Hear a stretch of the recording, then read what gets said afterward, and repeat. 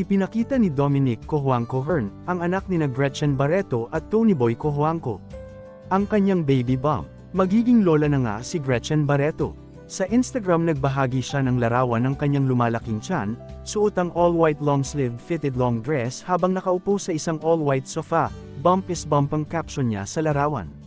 Nag-react ang mga netizens sa larawan sa pamamagitan ng pag-post ng mga komento.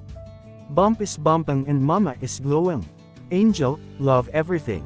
The outfit, the sofa and the bump, the most glowing mama to be.